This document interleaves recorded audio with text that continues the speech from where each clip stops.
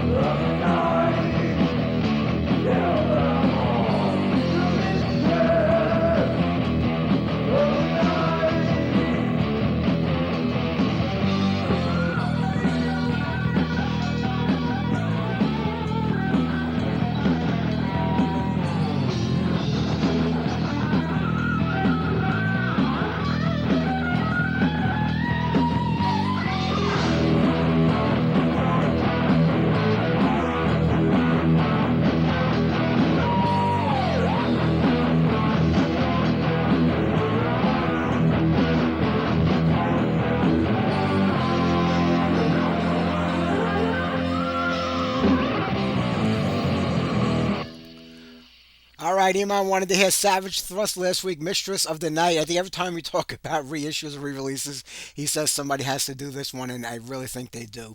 Somebody should reach out to Savage Thrust and get that music out there again for everybody to hear. Before that, Hammerhead with Pain. They've got a brand new release coming out, I think, in about 2 months, so we'll get them back on the show at that point in time. And we kicked off that set with Thatcher, with Speed Demon. Now, as great as the guests that we have on tonight's show are with Chris Caffery, Matt Hanchuck, we got a big one for you. A worldwide exclusive, a brand new Witch Killer song, the first one in 40 years. I want to thank Kurt. I love him so much. He always sends me these things to debut and then just to get my opinion on, and I love that about him. So we're going to play some brand new Witch Killer. This is just a demo version of the song, so wait till you get the full thing and all the new music coming out. It's going to be great. They did an amazing job on this song. UMA, it's called. We'll play this right now. We'll send it out to Kurt and his grandson Drayton. Here you go, brand new Witch Killer. Enjoy, everybody.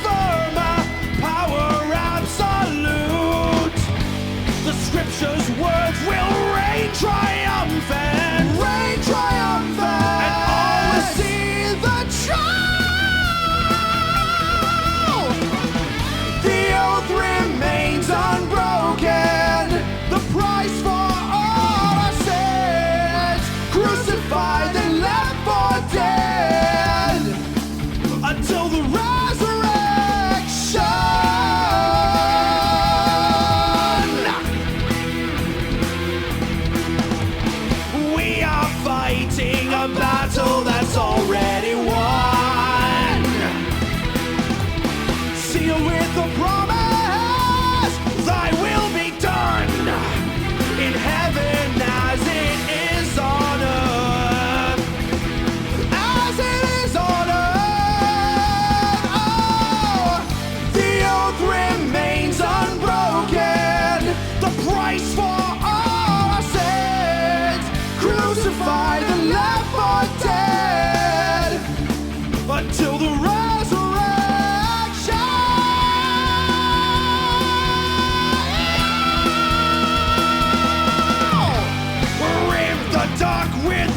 raging rainfall forged a tempered steel. Hear the thunder crashing armor, from the battlefield. Saw the heavens filled with wonder, the skies with magic sails. Now the war drum cease to summon. The battle flag lays fold. The oath remains unbroken. The price for all our sins, crucified and left for dead, until his resurrection.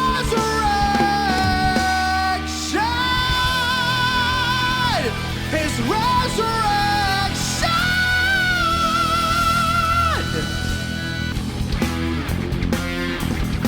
Arise!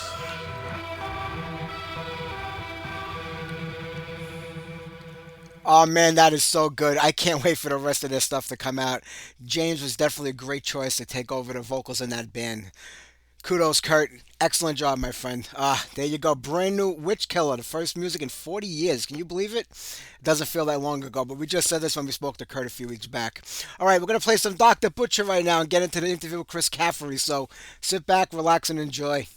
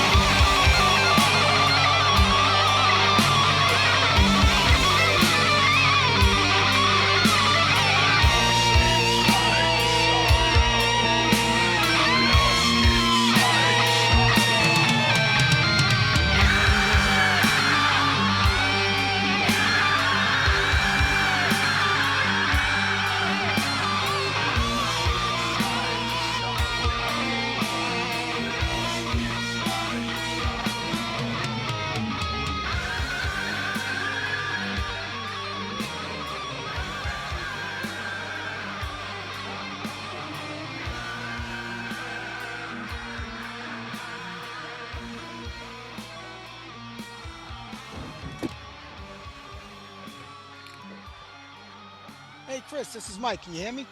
I can hear you. I can't see you. Yeah, let me click that button over there. This technology kills me. Yeah, it's funny because it's like sometimes I have to turn myself on, other times I don't have to turn myself on. I'm just glad to use Zoom because some of the other ones make you sign into the app through Google, and Yeah. then you got to put in your Google password, and half the time I don't know it. Half the time it's not the one I have stored, and then it wound up making it impossible for me to get my Gmail back into my mail center of my Mac. So it's like I can't even figure out how to load it back in, even with the correct password. And I'm like, you know what? I'm doing Zoom. Anybody wants me, they do Zoom. If you don't want to do Zoom, send me a letter in the mail There because you go. I This can't. is the easiest of the platforms these days. I mean, Skype was pretty easy, but this is even better. Yeah, no, I like it. Like I said, it for me has been the easiest for me to get in and out of without having too many problems. So Well, that's good. And listen, it's a pleasure to have you on here. I go back with you. It's hard to believe almost 4 decades already that you've been in the music business, but it's 20 years of the music, man, with the solo albums. When I hear that, I'm like, there's so much more than just that, but that is an important part of your musical journey. yeah, I mean, it was basically 20 years that those songs were written in. The actual first solo record that came out would have been 20 years ago last year. I was trying to figure out a way to release that Do You See What I See Now single that I recorded with Jeff Scott Soto singing. It was the only one that I actually just recorded last year. So I had approached Metalville and asked them about doing maybe a 20th anniversary of my War CD, which, is still pretty relevant considering no matter what situation happens with war, it usually still stems back to government and money and all these other things. But I approached the label and asked them, I said, I maybe want to do, go to the original title, which is supposed to be Goddamn War, and use all the songs. And they were like, well, that would be a double LP, and we would rather just do a single record. Do you have that song and maybe some of the unreleased things and things like Mayday and things that had not made it to records? And I said, well, let me get back to you, and eventually said, look, I don't have enough of the I said, I think if it's done that way, it's not really going to be me. I said, there's a lot of the stuff that's unreleased that, it wouldn't draw a good picture of me. So I said, how can I do something like this where I do, the 20 years of my music? And I sold them back into doing a double LP. And it actually worked out really cool because I had a lot of fun piecing this thing together because, I wanted to find at least like one style of something I'd done in the last 20 years of music because, if you listen to the Faces record alone, it goes all over the map. But that was kind of the idea of that record, just to listen to a bunch of different kinds of things that I did. But at the time when that was recorded, there was actually 70 songs written and I recorded 30. So really, the heavy metal side that was on the War record and some of the more instrumental and things that were similar to TSO, like What Child Is This, were not on Faces. So when I had an opportunity to kind of draw it all out and make a package, it came out pretty cool. The first LP is a little bit more metal, and the second one, goes through that kind of softer, more acoustic and winter-esque sort of vibe into the ending, and it just kind of all assembled really well. I was happy with how it came out, and having 8 different releases, I didn't have to make 8 vinyl records and try to get my fans to buy every single one of them. They're getting a chance to buy me on vinyl at one shot, and a lot of people that had never heard my music are going to get a chance to get it. That's the great thing is that there's such a young audience out there today that goes back to this older stuff that they love it, they dig it. And I think you did a great job of picking out the songs for this record. There are quite a few unreleased tracks on here. When you go back to when those songs were written for the album that they were supposed to be on, I mean, how do you pick and choose? Do you say, well, I'm not ready to put this out yet, or I have too many other songs that I think are better than these ones, or what makes you make a song unreleased? What makes it not get released at the time that it's written for a specific record? Well, what makes them unreleased is the lesson I learned by trying to put too much out at first with faces. I recorded the 30 songs and I like, well, let's just do like a bonus CD and I had like half of the war record. I was just so excited about everything I'd done that I wanted to put so much out at once. So I think what had changed that around was you kind of piece together records and once you have your first records, you sort of try to make something not necessarily similar, but you in your head you're going, well, I need a song that maybe like Abandon, or I need a song that's up tempo like Faces, or I need a song that's a ballad with some background vocals like Music Man. So you try to, maybe piece together what you're missing. And that's something we'd always done with Savatage too, when we were doing records, when I'm working with Paul and just finding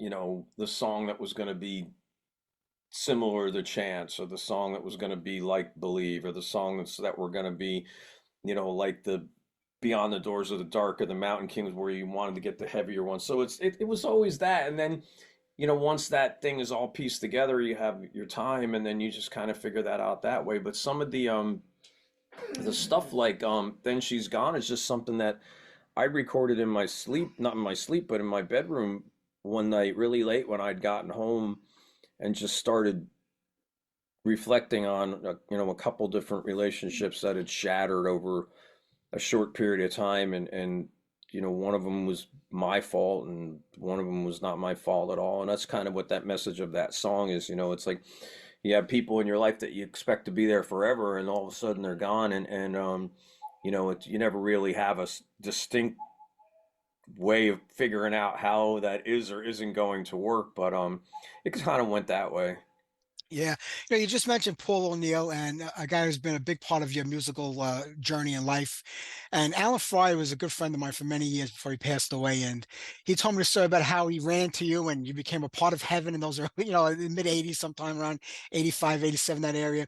And I didn't know that Paul was actually involved with Heaven at that time. I don't know if he was the manager or how he was working with them, but it's funny when you think about it, that led you to Heaven, led you to Savatage, it led you to TSO, all with Paul like being the continuing link between all three of them.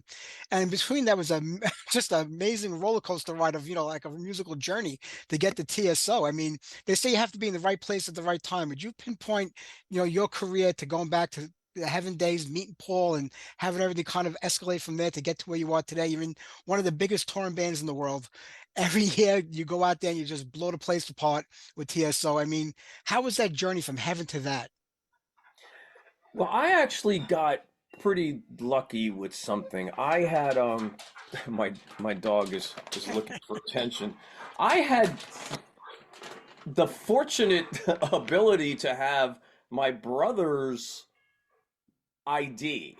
Now, not that I'm justifying using fake ID. It wasn't necessarily fake, it was a real ID. I'm trying to get something that I could throw to my dog as he starts speaking to us. This is his time of the night. He doesn't understand why I'm working. But New York had a 19-year-old drinking age. My brother was 19, and it got moved to 21. And when that happened, if you were 19, you got grandfathered in. So we had some friends, and they were hanging out in the city at different clubs, and they were talking about these really happening nightclub nights that were going on. One was on a Thursday night in a place called Club Nirvana. I don't know if you'd Yeah. ever been there at that time. And it was just the place to be. Whoever was in the city at that time would go up there on a Thursday night and hang out. And I wasn't drinking, but I just was able to be there. I had his license, which at the time had no pictures. I had a social security card and a credit card. So I would go to the bouncers and they would let me in. I probably looked 10, but they still let me in.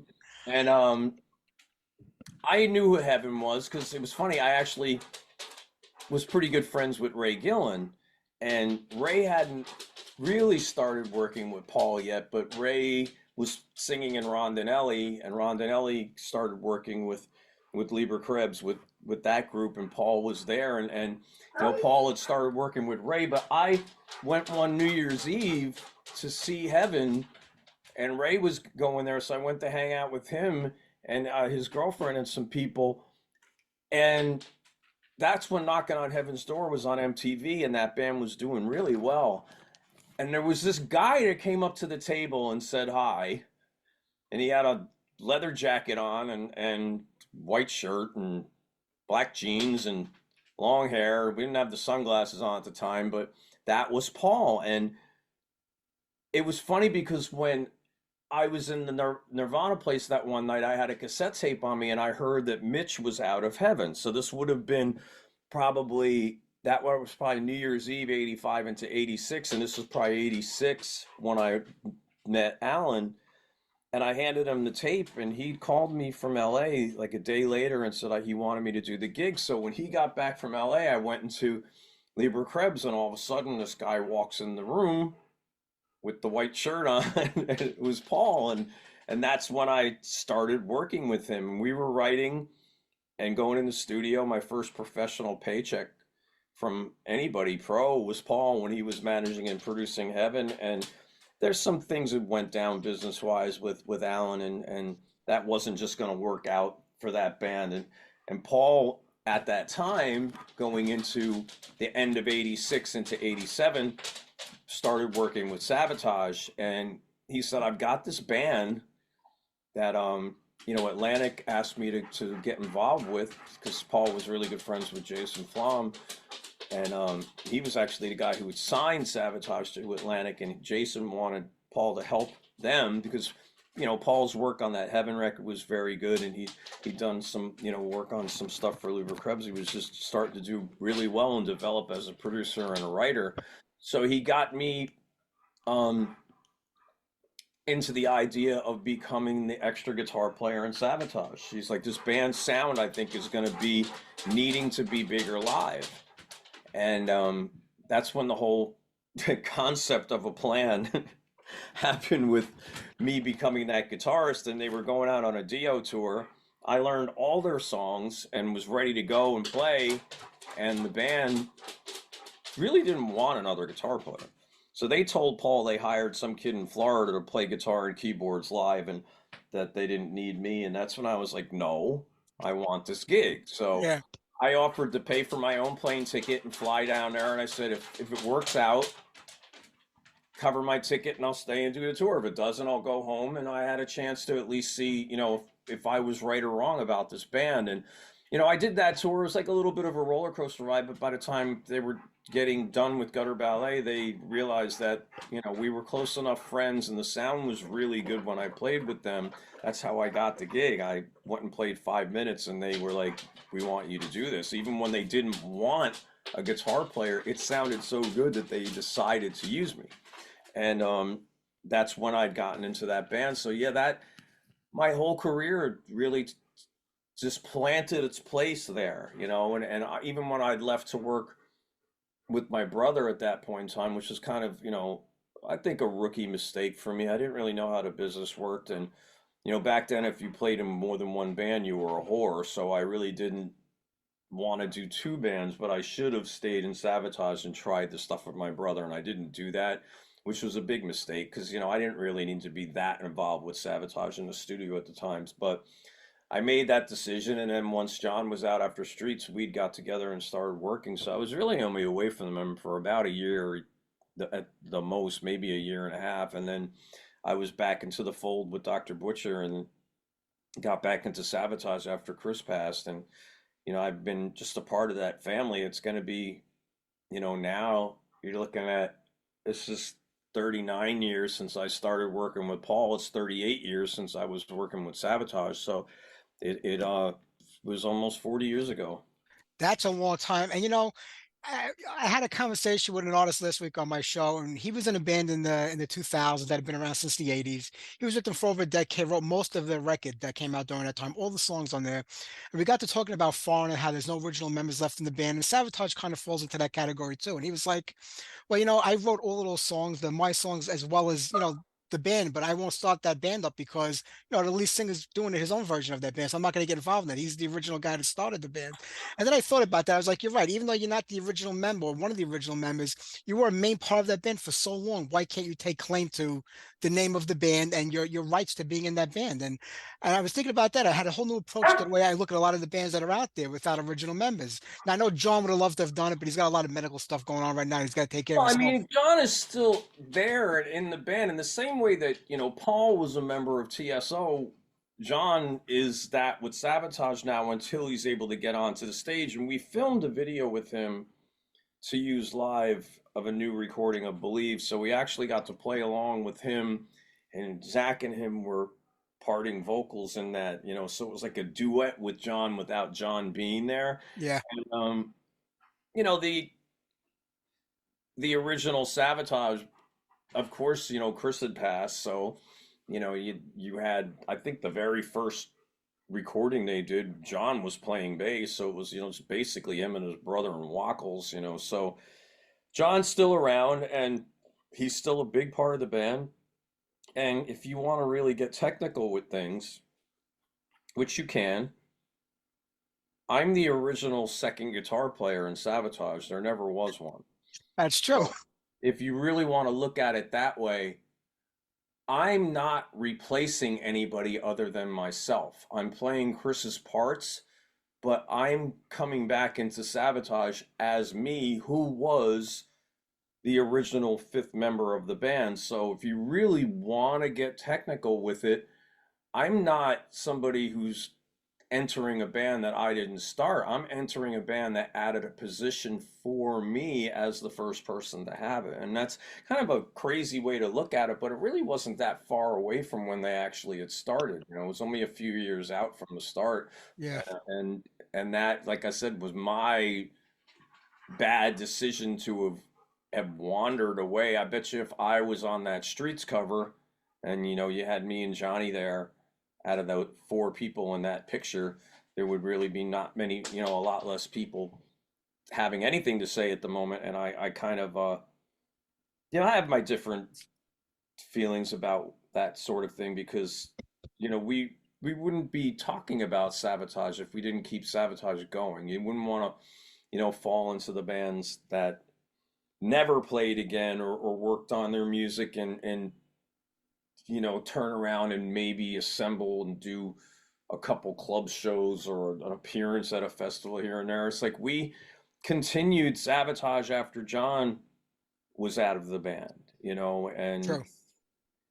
that record with Zach was very important because if Zachary wasn't that good and that record wasn't good, Edge of Thorns, once Chris passed, there wouldn't have been an offer from the labels in Japan and around the world for there still be a Savatage record with Zach with different people. So, that Paul created such strong music with John and Chris to where people were confident enough that Paul and John were going to be able to write a great record, and that's where Handful of Rain happened. And then following up with that, where you got Dead Winter Dead, which now is 30 years old, but that had Christmas Eve and Other Stories, and that launched the number 10 ticket selling band in the world the last 40 years. So I think there's a little bit more of a statement that was made by Paul and John and things that were created with the band as far as what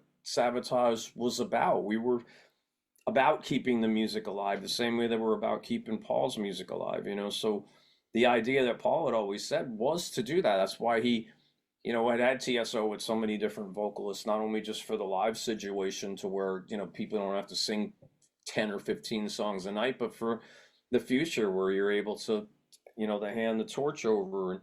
And he had that idea of doing the rock theater where people, when you had Broadway, there was your star and you had your standby, and he just was kind of one of these things where we wanted to keep the Aliva's music alive the same way that we're keeping Paul's music alive. So I think the fans missed the band, and the same way that fans missed Pantera.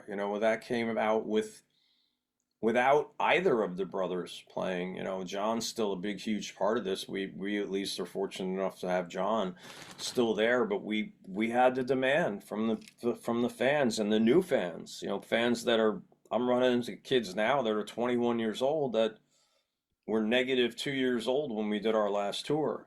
So True. it's one of these things where Argentina and Chile, Savatage never had played. So would it be fair to the metal fans of Argentina and Chile to never have a version of Savatage show up, especially since me, Zach, Johnny, and Al and Jeff Plate have like 170 combined years of Savatage.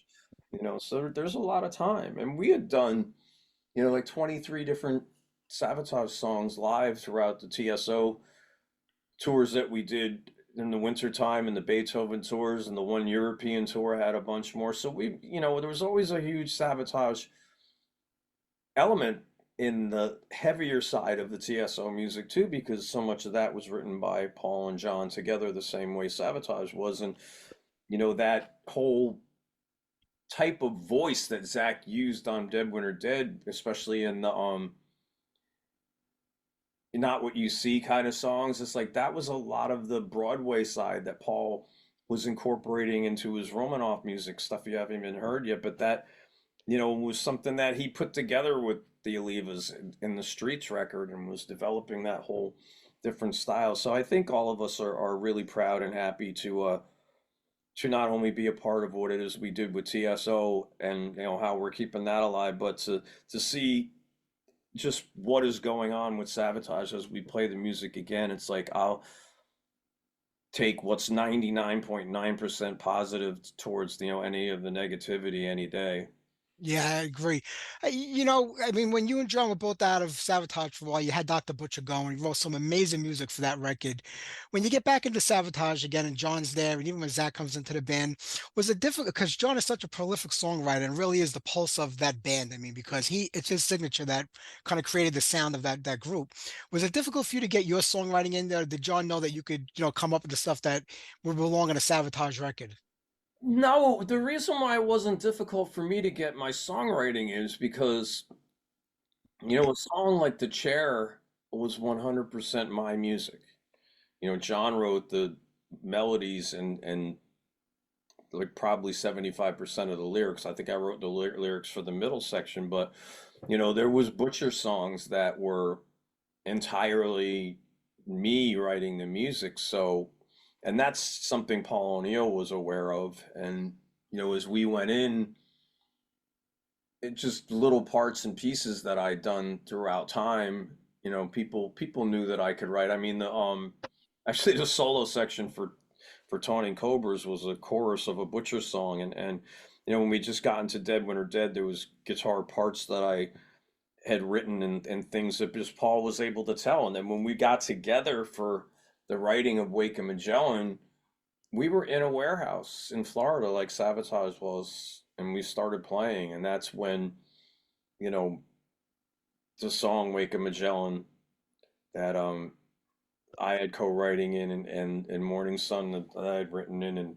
and Blackjack Guillotine, which I had actually written the verses for that were supposed to be a Butcher song, and John had a different melody than Paul for that. So I think people were aware of my ability as a writer. And then when we got to the poet session, I just had so much stuff around that a lot of it wound up getting used, and John was kind of anchoring off of me to help him finish songs, the way his brother did with him, where he'd miss a part and his brother would play a part, or his brother would have a riff that started a song, like Morphine Child. The main riff is mine, and the intro riff is mine, and John had sections here and there, and we just pieced things together, kind of, I think, a similar way that he did when he was working with me and Butcher and his brother in the old days. And Paul was really happy with what I was doing as a writer. He allowed me to have Father, Son, and Holy Ghost and The Dark on the Beethoven Last Night and Night Castle record. So I had writing with TSO. So that's Paul's baby. It's if anything, we'll let anybody know what Paul felt about my writing. If he was willing to give me songwriting on TSO, it showed that world was really happy with my abilities. Yeah. Dead Winter Dead comes out in 95. Sarajevo becomes a big song off that record. A year later, the first Trans-Siberian Orchestra record comes out. Was the TSO stuff in the works before Dead Winter Dead, or did that kind of like, trigger this band? Because when you were approached about it, it said, "Look, we're going to start a Christmas band. You're going to go out on the road every year around Christmas time." Did you say to yourself, how is this going to work at that time? Or did you just have enough faith in Paul and John and everybody involved in that project that this was going to be something big, something different? Well, that was Paul, 100%. But Paul came to me, not came to me, but spoke to me back at the time of heaven and everything. And he had always told me he wanted to have a band put together that had limitless creative possibilities, where you could have like one person playing, by himself with acoustic singing, or you could have a band with an orchestra, which you were able to see in the When the Crowds Are Gone at Gutter Ballet videos, where we had that string section already in those videos. So that whole concept was in his head. And when he did Streets of Rock Opera, you knew that he was moving towards that. Now, Paul was working on a record called Romanov, which is actually really the first TSO record. He hadn't named the band yet, but that idea was being written there, and he was actually, I think, developing something for the William Morris agency at the time, and he had called up John to do some work with him on that record. And John was up in New York when we were doing, Butcher Things, working on Paul for that, and then nobody really expected Christmas Eve 12/24 to do what it did other than Paul. Paul had that recording back when I was in heaven. He had Wow. recorded the demo of it. He had tried to get the Scorpions to do it. He may have tried to get Heaven to do it at that time, but he was working with Joan Jett, and he was pretty, he was a big part of what got her onto rock radio and helped break her in America. And Joan had actually told me that at Paul's funeral. So it's not like something that Paul had mentioned to me and I never had, I heard it from Joan Jett. She told me how much Paul had done. And he had, that little drummer boy thing that went to rock radio at Christmas time, and it set up radio picking up I Love Rock and Roll. And that was basically the same kind of thing that was happening with Trans-Siberian Orchestra, but Joan Jett was a lot easier to sell to commercial rock radio stations than a band called Savatage. We were more of a hard rock metal, classic rock. At the heaviest, we couldn't really cross over the other way. And Atlantic and everybody saw how much that Christmas Eve Sarajevo was loved and requested on the radio that very first year it was played as a Savatage song.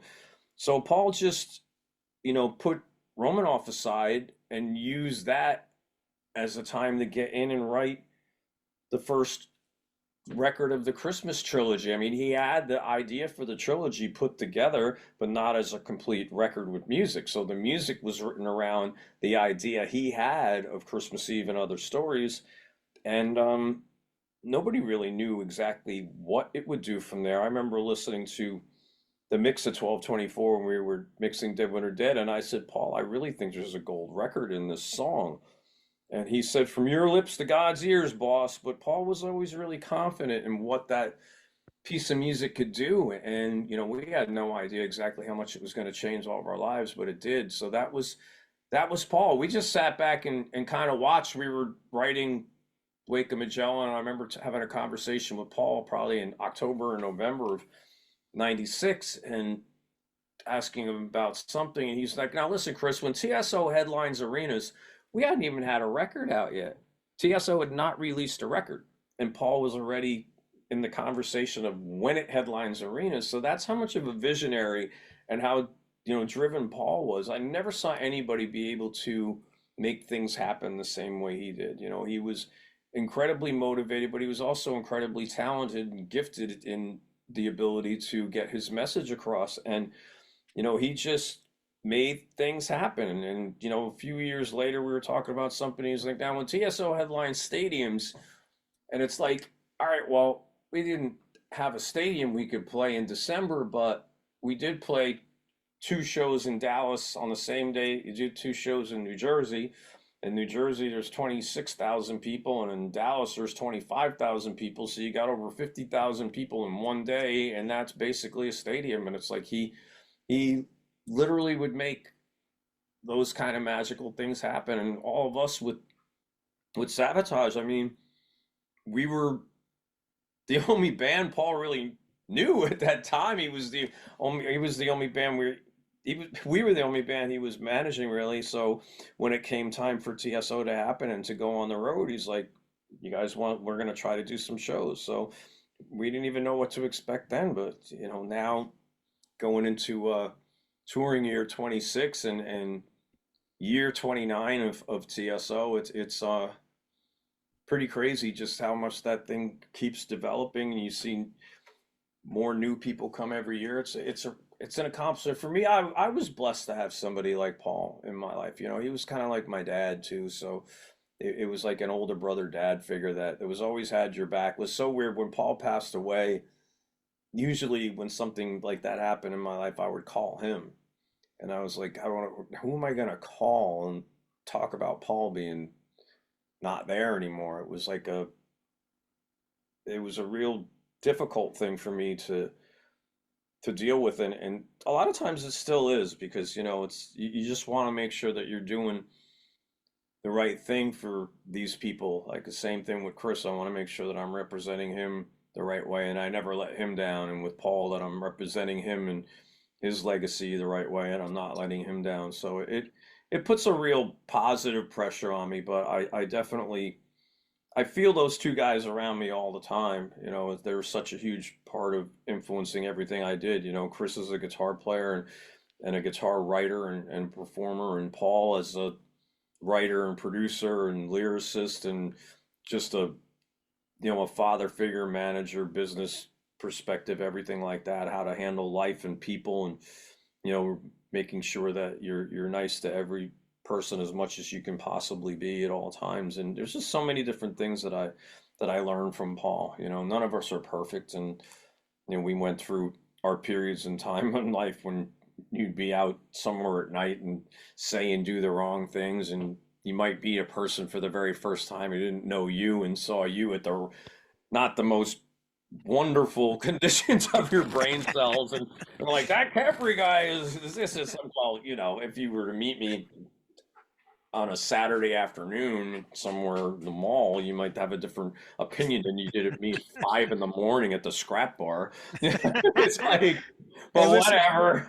you're still a rock star. You got to have those moments. You know what I mean? That comes with the You territory. know what? I hate to say this, but I think a lot of bands' best music was written when they were in the middle of the most really all over the map parts of their lives, personally, physically, mentally, whatever it would be, whether it was relationship wise and this and that. It's like, as you settle when you get older, of course, you have that experience, but that rawness that goes into an Appetite of Destruction, it's the Appetite for Destruction album is, you just like, you're listen to the whole thing and you're living those guys' lives every single day in that album, and that is something that just happens by doing that. You can't sit there Yeah. and make that up. That's how they lived and what they were doing, and that's like I said, I've been blessed to have such a cool career, and there's so many other people that I had a chance to work with throughout,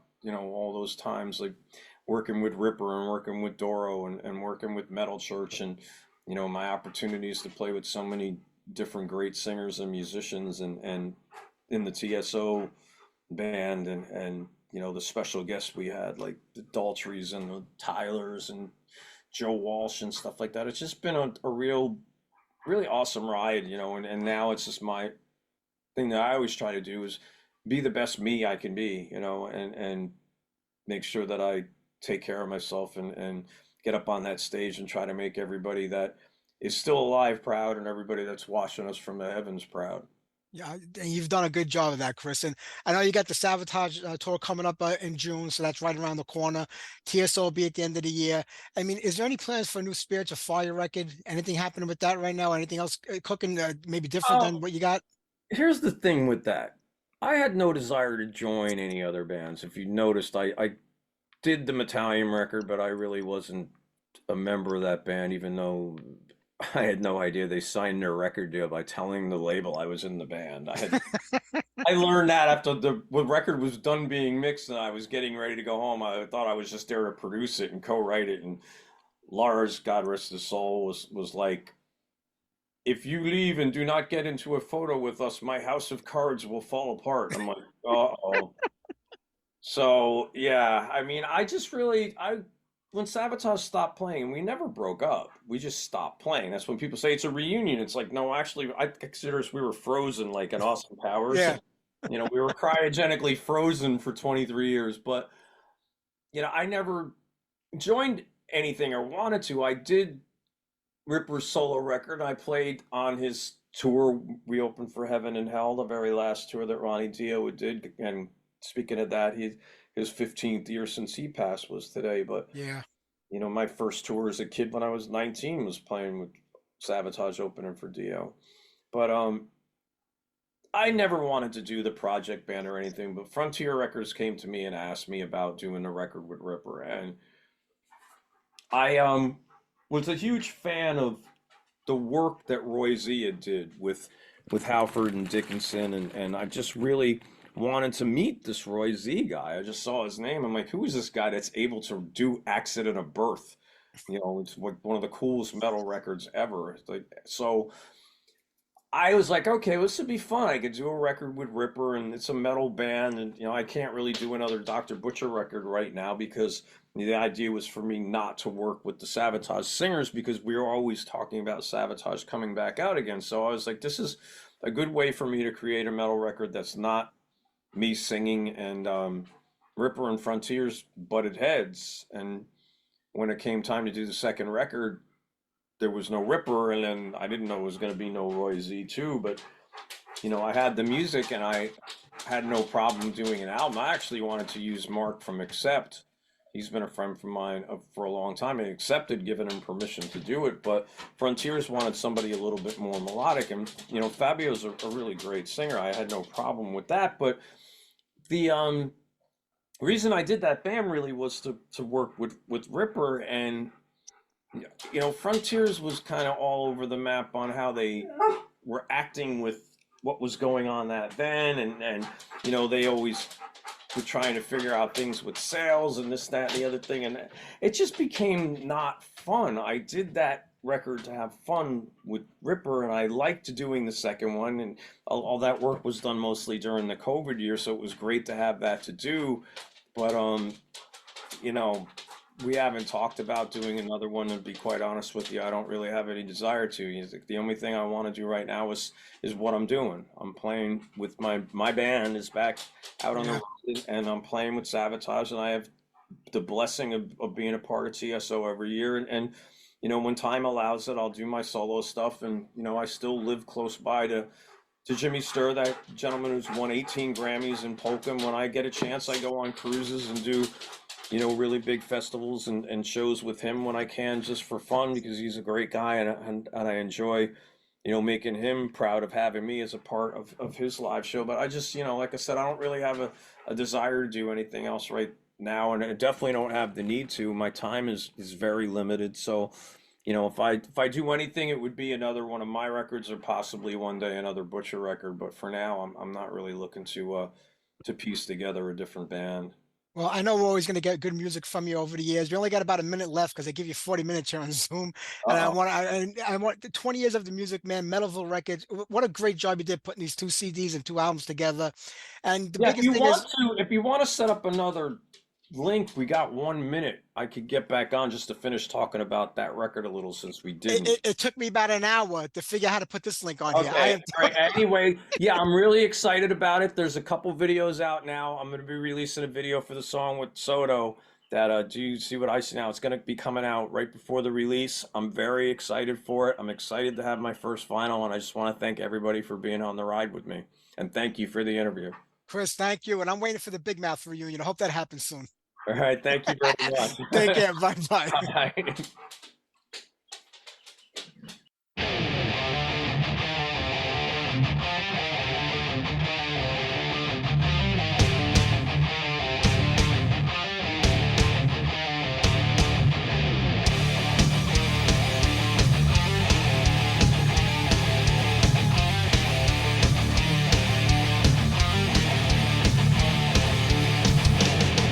Time has been slain, I won. The future has already been done. Abyss the dark and blackened souls. It's just a fight, some take control. Night's fleeing, bishops waiting. Bloods, they never stop complaining. Thousand souls, the rookies waiting. The news, it keeps on entertaining. I knew the stage is set.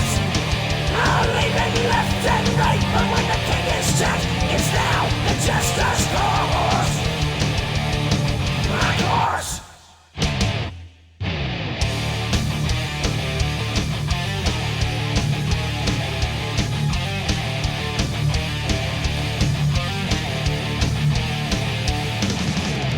Game of Thrones who will be king.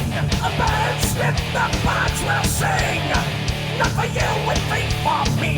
Compare the scriptures, you will see.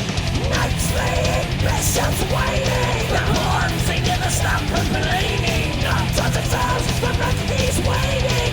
The news, the games on entertaining. I knew the stage is set. I'll leave it left and right, but when the king is shut, it's now the jester's court. My court.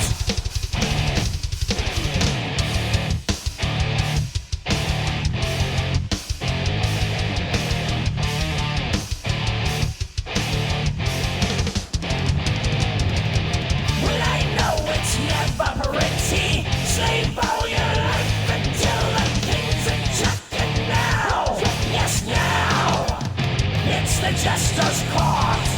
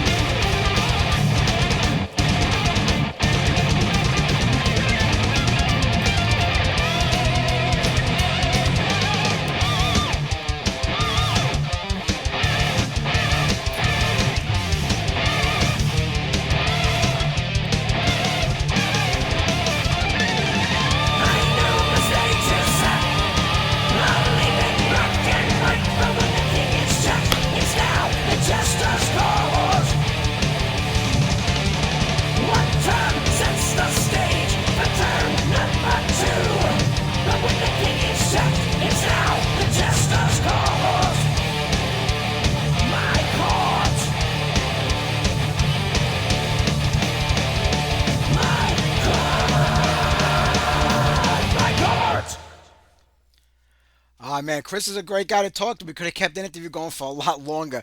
Zoom only give most artists want to do interviews on Zoom today, and I get there are a lot of video, shows out there, so they want to use the video part of it. We only use it for the radio.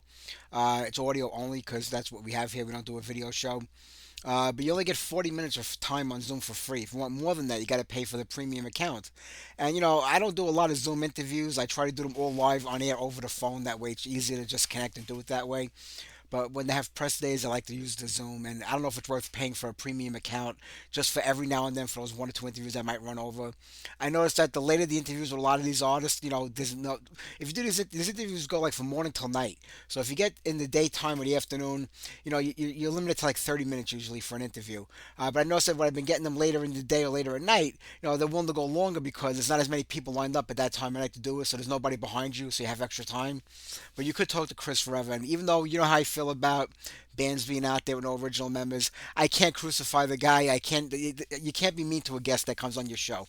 It's like welcoming somebody to your house and being nasty to them and telling them to get out. You can't do that. So it is what it is. I brought it up. He gave me his answer, and we have to leave it at that, right?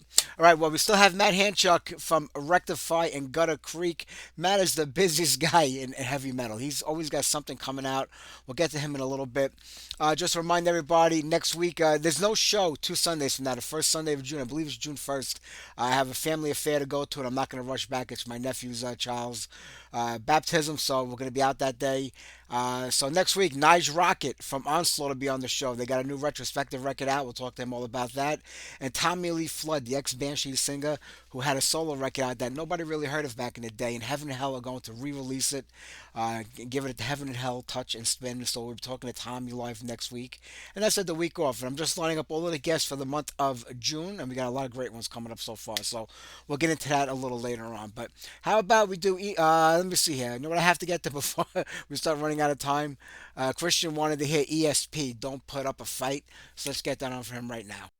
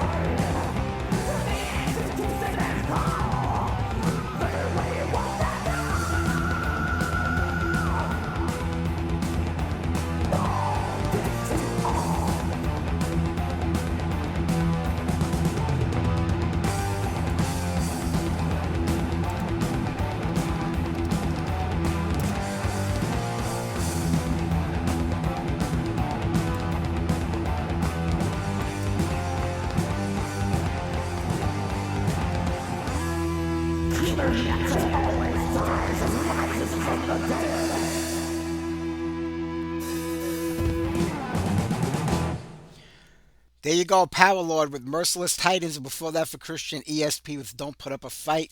We're going to get on some brand new Gutter Creek. The band has a new record out. They always have a new record out, whether it's Gutter Creek or Wreck-Defy. Alive and Well is out now. Jeff Thorpe for Vicious Rumors is the new singer in Gutter Creek. He's a guitar player for Vicious Rumors. He also sang with the band for a little bit of time. And the new Vicious Rumors sounds really good too. With Charlize on vocals. I'm looking forward to that whole record coming out real soon. But Gutter Creek, Alive and Well. Let's get on elimination round. Have this interview with Matt. And we'll probably wrap it up tonight. Got a feeling we're going to be running a lot later than normal. But here you go. Brand new Gutter Creek. Right between the middle of the eyes, I'm a deadly shot. Right between the truth and lies. Primal screams out stories of the lost, shatter walls of sound. You made it this far, the elimination round.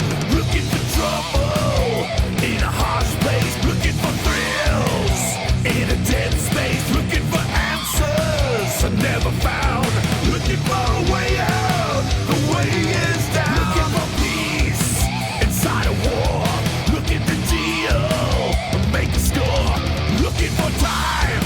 It ran out. Look at yourself. You're going down.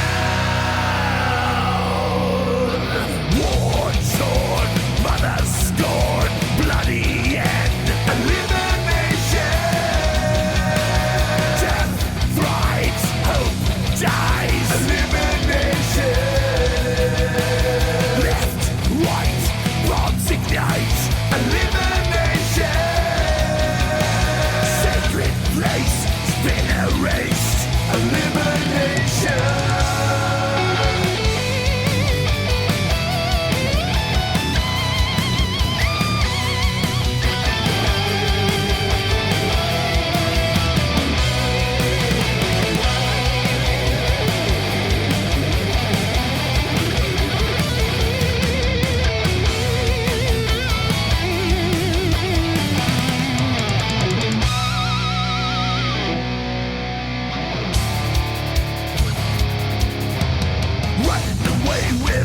Place to go, I'd rather stay and fight. I'll advance to the finish line. The storm survived, it's in their hearts to shatter the speed of sound. You made it this far, the elimination round. Looking for trouble in a harsh place, looking for thrills in a dead space, looking for answers I never found, looking for a way out, the way is down. Looking for peace inside a war, looking to deal, make a score, looking for time, it ran out. Look at yourself, you're going down.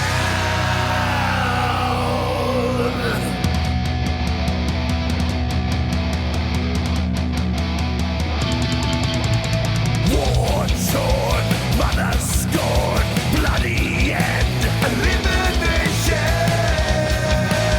Death thrives, hope dies, elimination. Left, right, bombs ignite, elimination. Sacred place, been erased, elimination.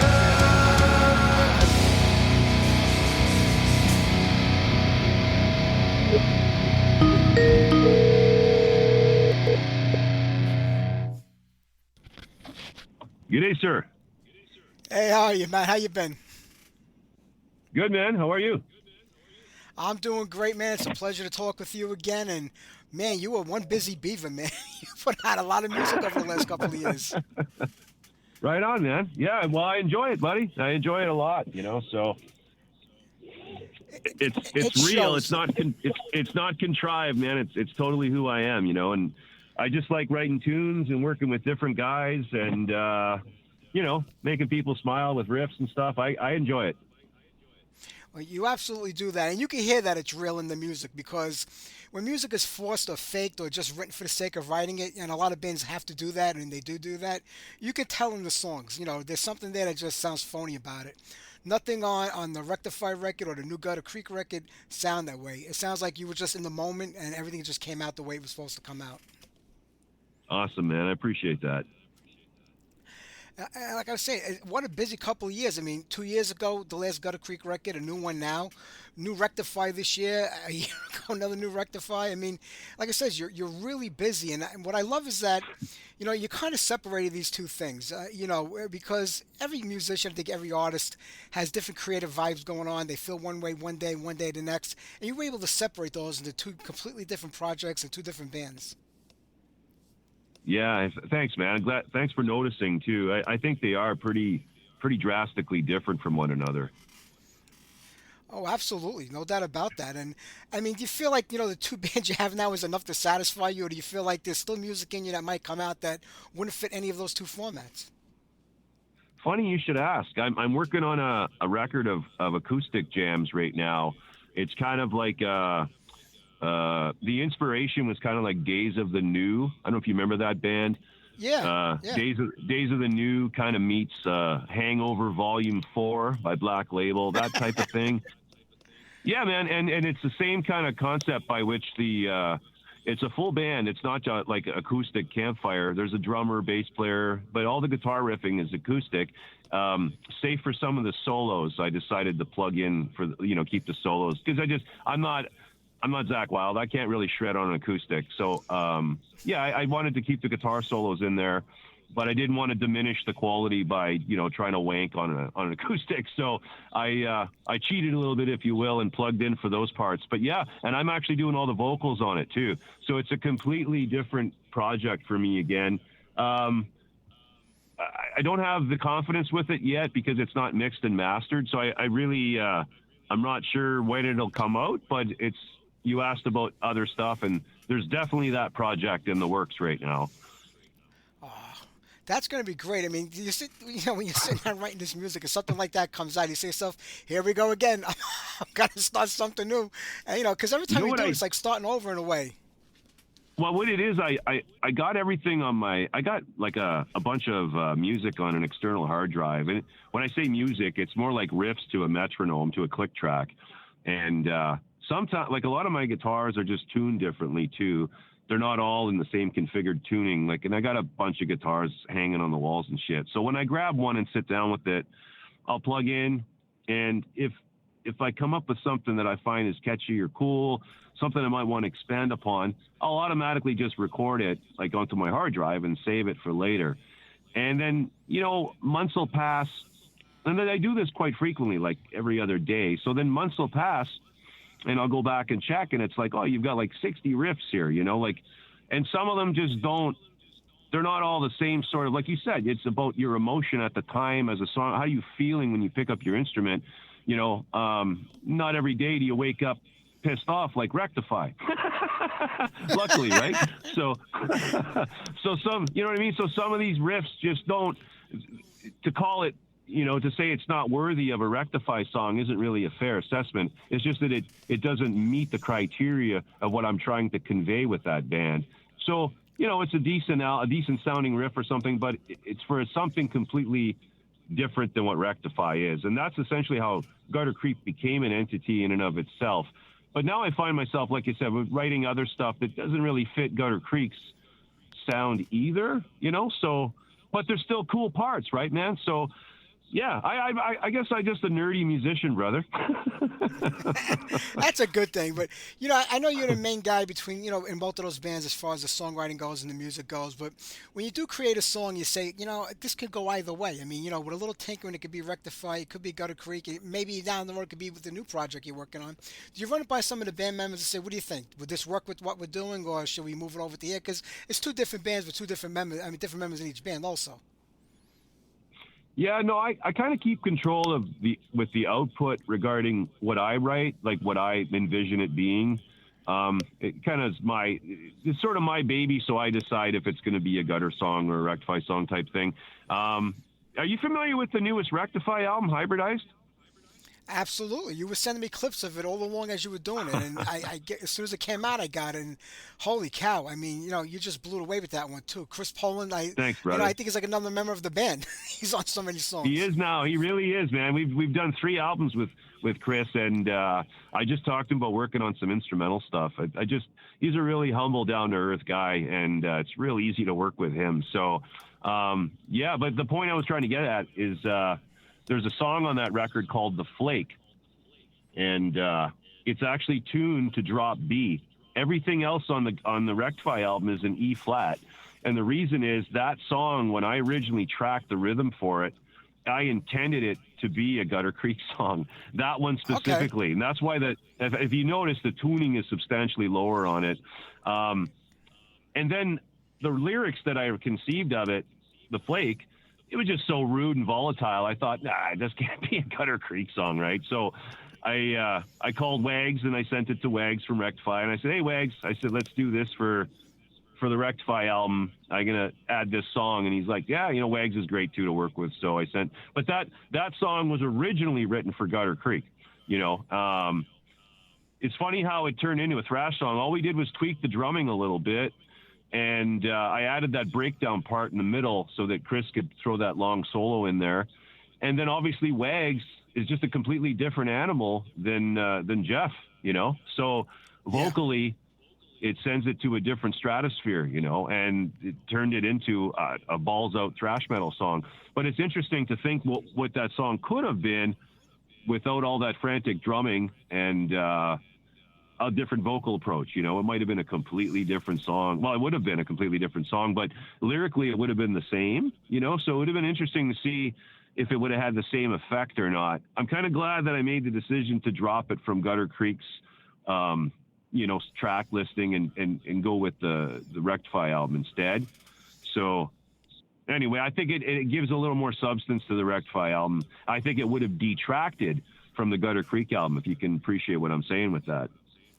Yeah, I think I can. But Gutter Creek is more than just down tuning to come up with the sound of Gutter Creek. I mean, there's a lot going on in there musically. I mean, you got some metal, some rock.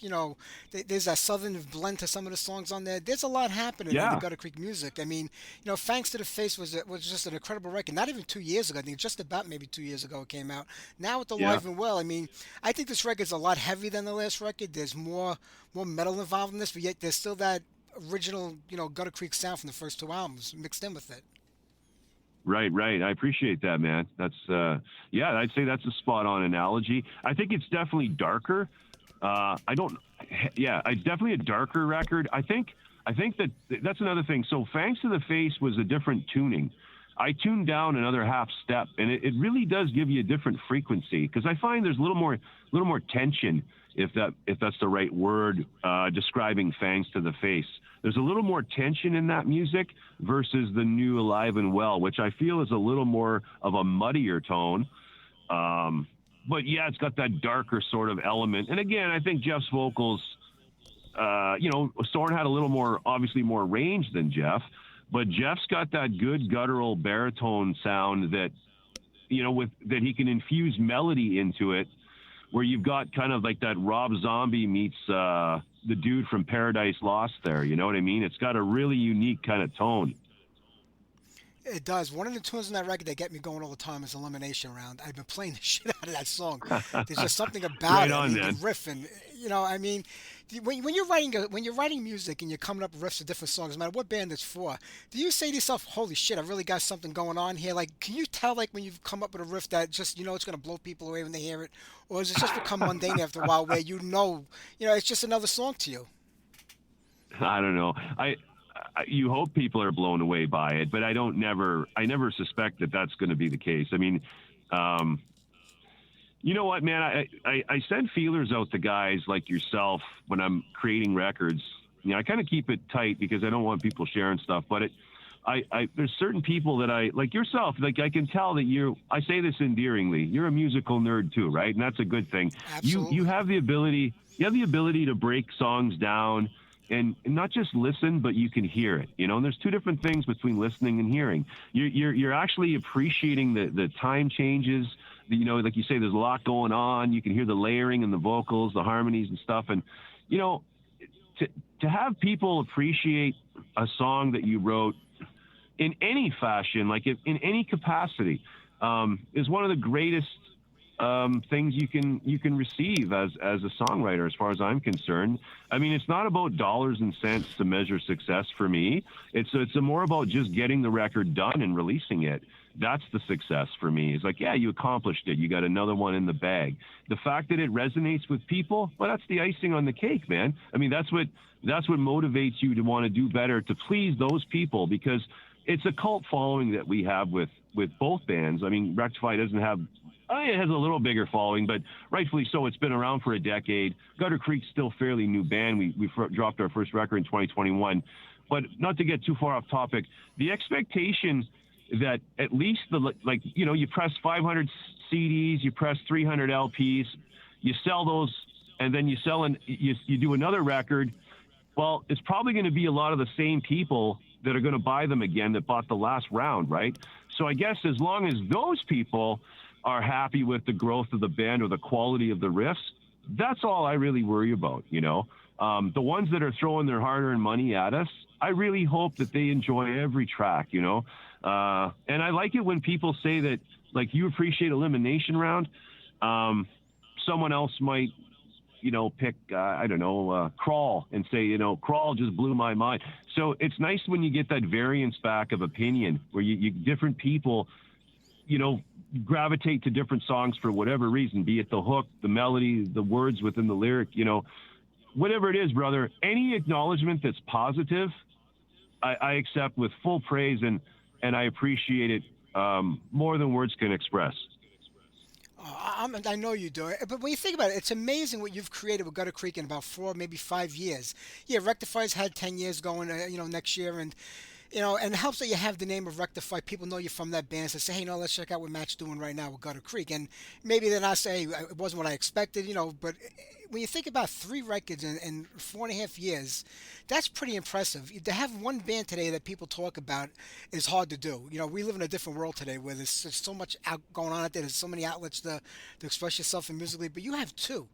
And the other one's starting to catch up to the first one because of what you've done with it. So I mean, do you say to yourself, it's hard starting these things out from scratch, but yet you see the payoff in the end. And now with the Live and Well, I think this is really going to open up this band to a bigger audience because I think this album is definitely going to appeal to a lot more people than maybe the first 2 did, or maybe it's just after all these years, the 3 records in, people are finally catching on to what you're doing.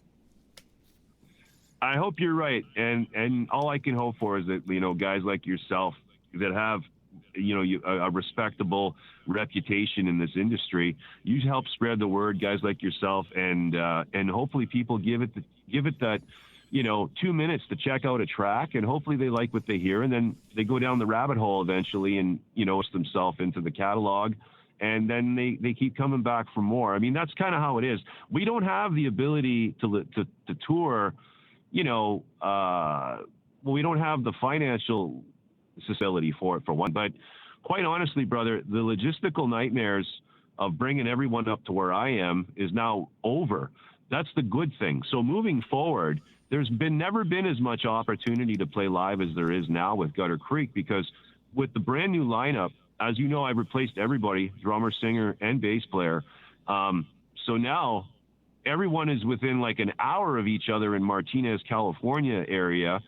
So I'm the only odd man out, by which I have to make the trek to rehearse with those guys. But that's an easy thing for me to do, because I'm the kind of guy that when I say I'm going to do something, I usually do it, especially when it applies to this musical thing. Because when you make a commitment, I think you owe it to everyone involved, right? Music shouldn't be self-serving in any way, especially unless you're a solo artist, if you will. But I mean, this is all about teamwork for me.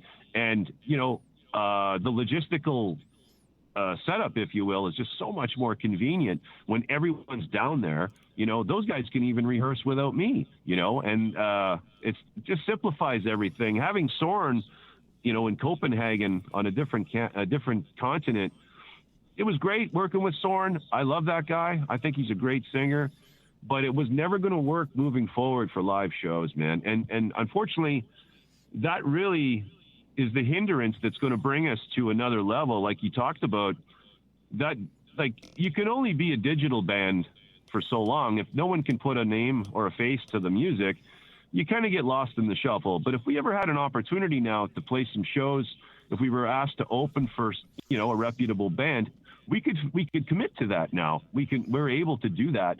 The last 2 shows Gutter Creek played were with different singers.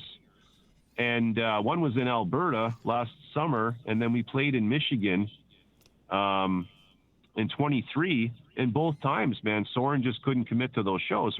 Rightfully so. I mean, the cost to get him over to do a show or two, if you can't do a couple weeks out on the road to offset the cost of the airfare and all that, it really isn't kind of, it's not responsible financially, if that makes sense. I think that's the best way to put it. And Soren's got a couple of kids and a life outside of this music thing, like most guys do, right? So that are involved in it, rather. So yeah, man, I think the chances to play shows now is going to be better than ever, though, with this new lineup. So I'm excited about that, Mike. Oh, absolutely. And listen, you don't have a slouch of a singer in the band either. You got Jeff Thorpe. So, I mean, right there, that says a lot about where you were going with this. For Vicious Rumors. And, also Ripper is on, I think, Alona Bay on the record. He does a little guest vocals on that song. How do you make that happen? I mean, Ripper will perform on anybody, but how do you make that happen? And how do you approach your singer saying, listen, I want to bring another singer in for one song? So how does that work out? Well,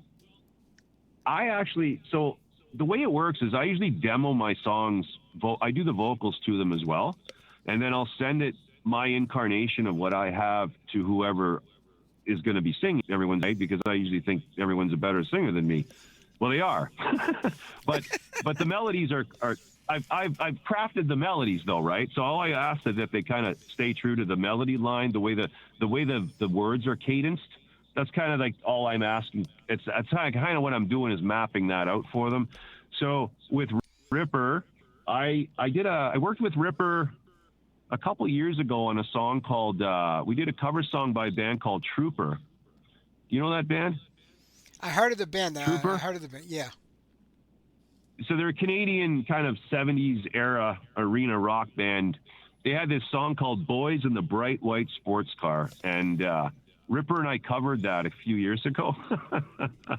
And you should check it out, man. It's on YouTube, but it's not on Spotify because I had issues with the copyright stuff at the time. I might try to load it through DistroKid or something, but at the time I couldn't. That's another, because it was released independently, not through a label. So, Yeah. But you know what? Ripper and I hit it off, and he's a pretty easy guy to work with too, and humble guy to talk to, I thought. So this Alona Bay track, I wanted him to sing the whole song, and he did. He sang the whole song. He sent it back to me, and I love you, Ripper, but I wasn't really happy with the verses. I thought where he excelled is where the parts that we kept. And then I reached out to Jeff and said, hey, man, I said, you remember we were going to get Ripper to do a guest spot? He's like, yeah. I said, I want you to do the lead vocal part on this track, and he'll be the guest backup to your lead vocals. And at first, Jeff was kind of like standoffish about it. He's like, man, he goes, I don't think I should be singing with, like he kind of disparagingly put Ripper far above him. And I said, look, it's not about that. We're trying to make the song better. It's whatever makes the song better. It's not about who's got more range and who doesn't, blah, blah, blah. What works best for the song? So lead vocals, whole thing on lead vocals, and I'd gladly share it with you. And just so you can see the difference, brother, I think the dynamic shift between what Jeff does on the verse and how Ripper emphasizes the chorus part and then the breakdown, we gave him the bridge too. I think it gives more dynamic shift to the song, and it gives it more of that roller coaster ride versus just a straight ride on a train. You follow me? Yeah, yeah. I mean, Ripper and Jeff, two different singers, two different styles, and never really meet in the middle. It's just the way it goes. I just think singers are overly sensitive. That's all it is. They are overly sensitive. Lucky for me, Jeff is a guitar player first and foremost. So, right. So that's where I'm fortunate, and he's he's been doing this since the '79 is when VR started. Right. He was like 15 years old or 16 when he started that band. This shit's been going on for a long time, like the the musical escapades of Jeff. So I know he's got Teflon skin, and it wasn't about minimizing one guy or the other. It was about what do they sound like together when used properly, so that one doesn't overshadow the other. Right? Each guy gets his own kind of highlight within the song. And I thought, for me, Alona Bay, man, is probably lyrically, it's probably my favorite track off the new record, because it's about fishing steelhead on the North Shore of Lake Superior, man. There's no vitriol, no venom. There's no, it's not calling out big government or anything. It's just straight up enjoying Mother Nature, catching a few fish at Alona Bay and just taking in the views and the serenity while you're there. So, for me, lyrically, it was about the expression by which how Jeff's vocally cadenced the words over how Ripper did it, which I thought it just had more of an emphasis on what I was trying to say as a songwriter. But the two of them together, man, was like a magical conjunction, and I thought it just gave the song a much broader sound, than if either one of them. Like even if you just took Ripper and put him across the whole track, it's still great. But I think giving the variance with Jeff in there, it just gave it a different flavor, man. Absolutely. Plus, I think you wrote the only rock song about fishing in a lake. So you got to sell us the Bass Pro Shops and try to get it on the Bass Pro Shops commercial. That's the only fishing song I can think of. Only fishing rock song I can think of, anyway. Never mind, man. I'm thinking about doing a live action video it's only an hour from my house to Alona Bay, right? So yeah, I'm thinking about doing a live action video for that. I'll stand in the middle of the river with my hip waders on and play a guitar solo or something. that would be fantastic. You talked about wouldn't it? It would be hilarious. Yeah, that would be great. You should do that. I mean, but like you said, you got the new guys now. they're a lot closer to you, so it makes it more feasible for like working and performing live. I mean, we do live in a world today where there are bands with members all over the world, and however they make it work, whether it's file sharing or doing it through the computer or the internet, however they make it work, it is better, I think, when you can get into a room with 3 or 4 guys and actually like combine your talents together, come up with stuff, and throw things back and forth. Is that the best way you feel of working, or you just get used to doing it like through file sharing? Well, to be honest with you, I have never actually done that. I haven't actually worked out any songs other than with Derek, the last drummer. I would bring material to work out with him, obviously, but as a group dynamic, I've never had that novelty with either vehicle, be it Wreck-Defy or Gutter Creek. I mean, it's one of those things where the file sharing has been a godsend in terms of facilitating, sharing ideas, exactly as it says, like, as it calls itself, file sharing. But yeah, unfortunately, living in different countries and stuff, Mike, that's been the easiest path to get any sort of ideas ironed out or facilitating, communication amongst each other within the band. File sharing for me is another way I can get guys like Chris Poland, for example, to really be intrigued as well, because I can't fly out to LA to show Chris these guitar riffs and stuff. That's not reality, but I can certainly package them up for him in a digital, stick or something and send it to him, and then he can play with it for weeks on end and have fun with it and live with it before he conjures up his ideas, right? So, and that's basically what we did with the last couple albums that we worked with Chris. I just want to throw a plug out too that Carlos, the drummer from Warbringer, engineers all of Chris's guitar solos. Oh, so nice. if anyone in that area is looking for an engineer, Carlos isn't just some one-trick pony playing drums in multiple bands. He's also a competent engineer and songwriter himself. So now with this lineup, I mean, do you think you could probably start doing more live shows? I mean, listen, if my president has his way, you might be part of the United States before his term is up, and you won't have to worry about being an international band and going back and forth. It'll just be another state. But that's just crazy pipe dream. But I mean, now can you actually put things together? Listen, we're not. I like I said, playing shows now is no longer an outmoded idea because I'm the only one that has to make the effort. Those guys are already in the same area. So, and I'm willing to do that. Everyone's aware of that. So I've had these discussions. Here's the thing. Jeff, his baby is always going to be Vicious Rumors, right? Yeah. So he's currently on tour and he's focusing on that. But we are going to be releasing a live action video, not like a lyric video, but like a live action video of a new song. I think it's Crawl we're doing. But Jeff's already done his parts for it and stuff. Like, he's eager to go with this, but he's got to focus on VR when VR is sort of the band of the hour, if you will. And currently that's what he's doing. He's in Europe right now. His new album coming out, fucking brilliant, man. I got the privilege of hearing it, and it sounds like old school VR, like the Carl Albert era music, sort of merging with modern sounds again. It's a really neat sounding record, and I feel it's a little more high energy than the last couple. Not that the last couple, like Celebration Decay, was a great album, but this just seems like it's got a newly revised sort of youthfulness to it. Really, really cool stuff, man. I was really happy that they went that route with the songwriting, I can't wait to hear it now. I mean, yeah, I'm sure there's. I mean, you still got Wreck-Defy going. That's as one of your main projects, also. So, I mean, I'm sure there's a lot of organizing and a lot of things you got to put together to make anything happen between all the different schedules of all the different members of the bands. Yeah, it is, man, and like Wags is. Wags lives in New Philadelphia, Ohio, and he's just a primary caregiver for his old man. I don't know if I told you that last time we spoke, but he's basically like, he works fucking straight nights, that guy.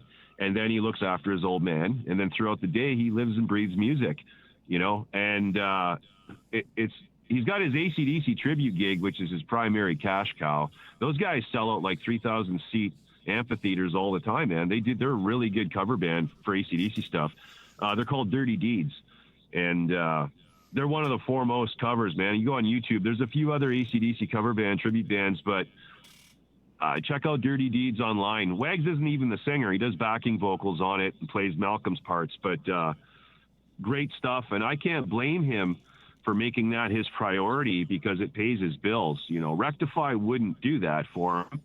And I would say unless we had an opportunity to get it open for somebody or even maybe do a couple one-off festival gigs, we probably won't do any real like short touring or anything. We're not going to headline anything. I'm not disillusioned, Mike. I'm not into doing that, brother, you know? Yeah, there's no point in it. What you can get and what you can do is all There you can do. really isn't, yeah. You know, it's different when you're 18, 19, 20 years old and you 3, 4 guys pound to a van and you try to go from place to place to play a show. You've got nothing to worry about, nothing to think about. It's just you're caring about and your band members. As you get older, life just, gets in the way. As much as you try to avoid it happening, it's going to happen. Whether it's your kids or your parents, it just goes full circle. And you do the best you can to make it happen. And, and you're doing a great job of it because at least you're still giving us all this music on a consistent basis. I mean, every year there's something from you, whether it's Wreck-Defy or Gutter Creek now, which is a beautiful thing. But do you also feel that you kind of have to give music every year because people have very short attention spans today, and 6 months from now they'll forget about it. I remember when I was a kid, you go to a movie, Star Wars would be in the theater for like a year, and people going every week after week to see the movie. Today a movie comes out, and 3 weeks later it's gone. It's on TV. Back in Black charted for like 2 years. Yeah, that's right. You couldn't do that today. You're lucky if you can keep it up there for a couple of weeks. Yeah, well, here's the thing, though. I have to, own up to that, too, to suggest that I might be part of that demographic you're referring to with the attention span. Only for me, it's as an artist, I feel obligated to just constantly write new material. I get tired of my old stuff, too, to the point where I don't want to play it. You know what I mean? I don't even want to play the songs on the guitar. For myself, I'm talking. So, yeah. I want to write new stuff. Yeah, I want to conceive of new stuff. And when I've got a mishmash of material worth of songs, part of the fun for me is finding where those parts fit, like making all those riffs that I have on my hard drive, doing the jigsaw puzzle approach, and then putting them into a song structure. That's kind of fun for me. It's like literally putting the pieces of the puzzle together. In this case, the pieces are individual riffs, and I enjoy that a lot, man. I really do. So about every 6 months, I feel the need to start focusing on putting out new music more for myself, man, just as an artist, to just keep writing.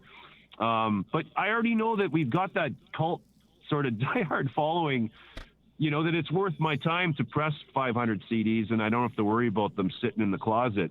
We can move that every time. So as long as those people who bought it the last time buy it again, I don't mind doing that every year, every 6 months. I enjoy it, man. Do I feel obligated? I think was your question. No, but I just feel compelled because I enjoy it. You know what I mean? If you're a creative person, you have to create. That's just the bottom line. And when you talk about Wreck-Defy, 10 years, Gutter Creek almost 5 years, a lot of those songs are still too new to get bored of that quickly. But I get when you have to play certain songs when you play live because the fans want to hear it. Then I think about the Rolling Stones or Aerosmith, where they have to play those same 10 or 12 songs for 40 or 50 years. How do you keep that? A fan will come see you maybe once a year, once every couple of years, so it's always going to be new to them, like getting to hear that song live. But as a musician, as the artist playing it over and over again, how do you keep it fresh, where the people listening to it, maybe in the audience for the first time seeing it live, get that experience that you did when you first wrote that song? Well, I think, just to be clear too, so what I meant was, I 100% agree. There's certain staples that have to be part of your set list. They have to. But then as an artist, I don't want to play those songs sitting around in my house when I pick up my guitar. Does that make sense? So that you got to play them for other people, but you don't want to play it for yourself. So I think that's what pushes you to continue writing fresh stuff. How many times do you want to hear Enter Sandman? True. Right? True. Yeah, it's the same sort of perspective. I can't imagine if you played that song, and again, I'm just, if you played that song, 200 times a year live, when you get home, and that's an accurate number for those guys. When you get home at the end of your tour and you pick up your guitar, I would suspect the last thing those guys, especially James, plays is the intro line to Enter Sandman. I guarantee he doesn't. He probably is venturing into more creative territory, and he's probably got other things that he wants to write on the instrument, and that other thing is more about bringing it to the party, the expectation that it's the staple that has to be there no matter what, But I think moving forward, it's a disservice to yourself not to incorporate at least a couple of new tracks every time you put a record out. You can always have those original golden ones that people want to hear. But I mean, to release new albums and not include one or two songs off each record, I think you're disservicing yourself as an artist, I know I heard Kiss talk about that a while ago, how Paul Stanley had said something that there's no point in putting out new music. That's bullshit. If it's quality, there's all the point to put it out. Absolutely. So challenge yourself to put out something that you think people would want to hear, and that would measure up to the classics. And I think that's a good thing, to suggest that you're going to rely on nostalgia alone. That's what's going to kill this fucking, pardon my language, that's what's going to kill this industry one day, Mike. Like you can't just run it on the 1980s all the time and suspect that there's going to be no expiration date on that. Even those bands are starting to get to the, their golden years, if you will. That frantic paced music, it's takes a little bit of endurance to maintain that, so to see guys 75 years old playing Rain and Blood and stuff, I don't think that's practical. I don't, so to incorporate new facets within the sound of a band, bringing it forward, that's a good thing. That's the evolution of the band. True. I think bands that, Dee Schneider said the same thing. Why put out new music? People just want to hear the, the old songs, the hits. And I've heard, like I said, Paul Stanley say, I think they say that because they're not capable of writing good music anymore, or the music that people want to hear. It doesn't have to be the same as what they did when they were in their prime. People just want to hear new music. As long as it's good music, it doesn't have to sound like the old Twisted Sister or the old Kiss. I just think they're not capable of doing it. And that's the biggest problem. And how can you not be creative? How can you be an artist and a musician and just not want to create new music? I mean, George Lucas puts out movies, nobody even sees them because he just wants to be creative. Right. Well, Jamie Jasta from Hatebreed, if I'm not mistaken, did the bulk of the writing for those last two Dee Snider records. Yeah, he did. Yeah. So, I mean Dee Snider is fucking I think his voice is incredible. He's an amazing singer. And if you listen to what he wrote with Twisted, like Stay Hungry, which is basically his most successful thing, those songs are really primitive in terms of the structure and the writing, right? Like they're like 3 chords, some of them.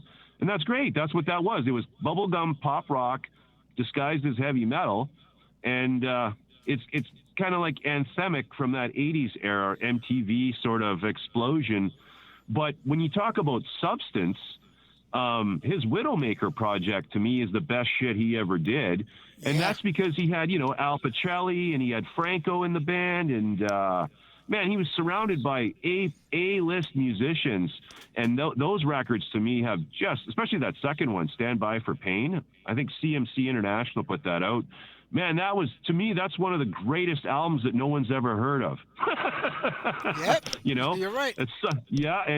And a lot of it has to do with who's writing the music and who's again, I'm not shitting on Dee Snider's writing skills, man. The guy's self-made, but I'm just saying, I don't think that the sound of Stay Hungry carries over as new music in 2020 plus, right? That's why Jamie Jasta, I think, was essential to bring Dee into that next generation of music. You know what I'm saying? Like, he kind of needed someone to help write those songs, obviously.